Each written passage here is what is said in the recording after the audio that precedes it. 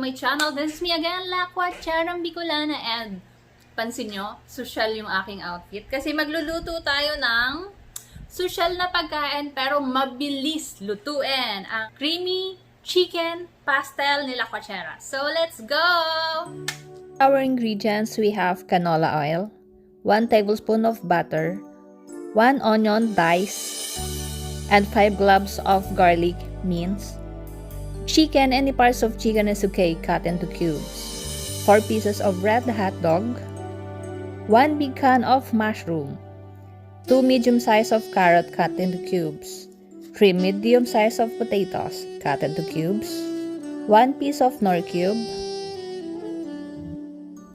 1 big red bell pepper cut into cubes, 1 green bell pepper cut into cubes, 2 pieces of chorizo, cut it into small pieces, 250 ml of all-purpose cream, salt and pepper, soy sauce, 5 pieces of calamansi. For start everyone, ilagay natin yung calamansi.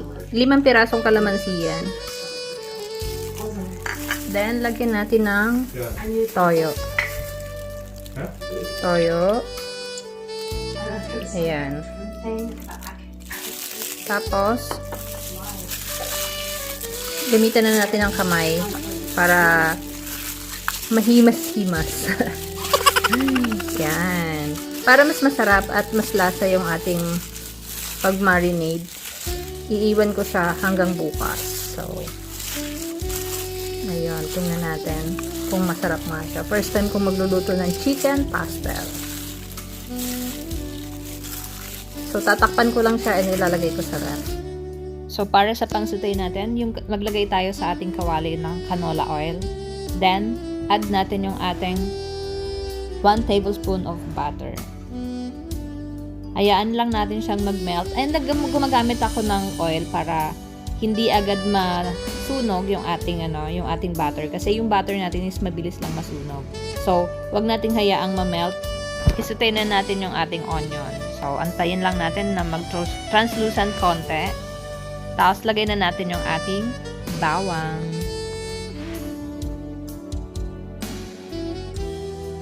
Then, i-add na natin yung ating marinated chicken. Minarinate ko siya again sa soy sauce and 5 pieces of calamansi.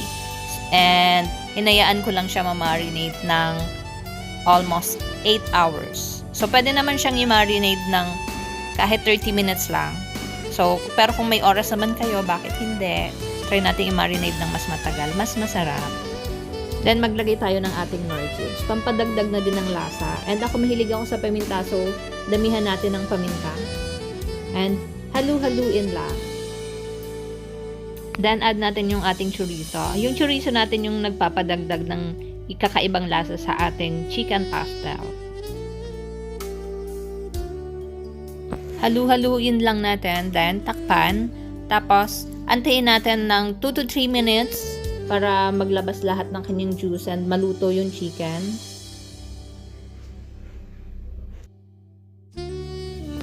Habang inaantay natin maluto yung ating chicken, niluluto ko lang siya within 2 to 3 minutes. So, dahil dyan, iprito muna natin yung ating hotdog. Piniprito ko yung hotdog kasi wala lang. Joke lang. Siyempre gusto ko, yung hotdog kasi, pag prinito natin, hindi siya agad-agad madudurog pag minix natin siya sa ating chicken. So, prituhin lang natin siya ng konti.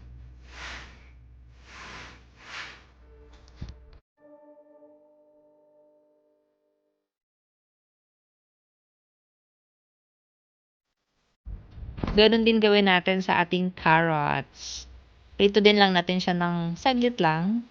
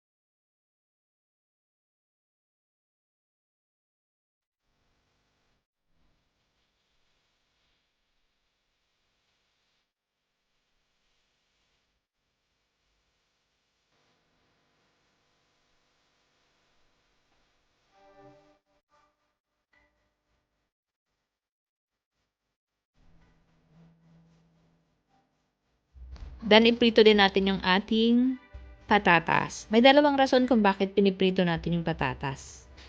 Unang-una, masarap kasi pag prito. Then, pangalawa, yung kung mapapansin nyo, pag hinihiwa natin yung ating patatas, may starch, 'di ba? Yun yung nagiging cause para mabilis mapanis yung ating niluluto. So, dahil dyan, piniprito ko siya para iwas mabilis mapanis yung ating pagkain.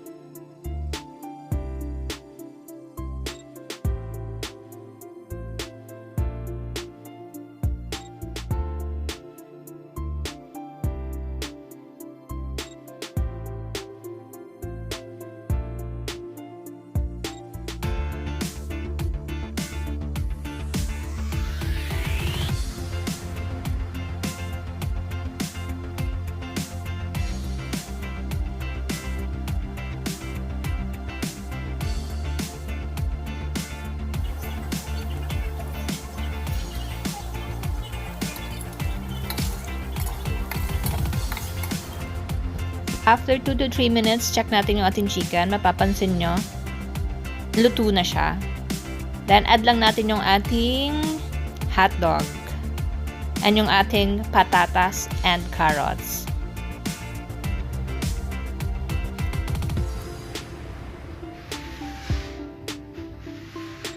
Then, mix lang natin.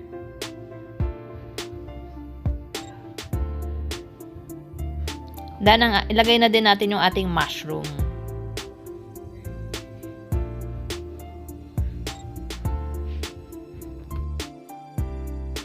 Then, add natin yung ating creamy all-purpose cream. Then, haluin lang natin ng maayos.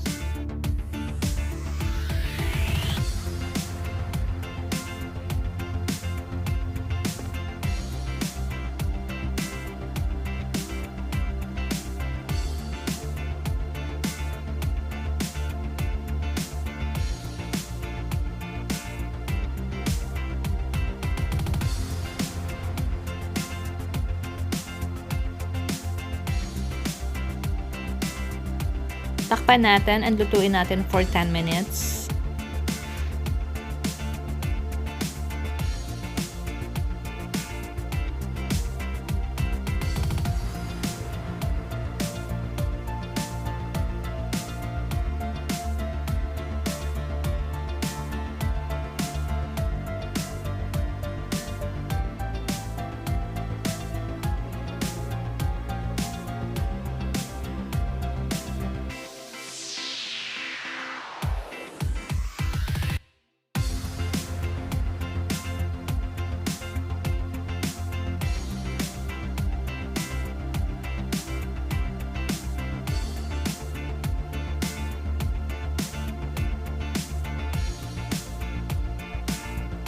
After 10 minutes, add natin yung ating green and red bell pepper.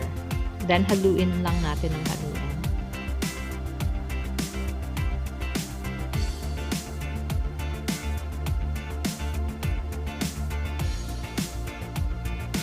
Tikpan natin, tingnan natin kung kailangan pa natin magdagdag ng asin and paminta. And, dahil dyan, dagdag na lang ako ng paminta kasi okay na yung lasa niya.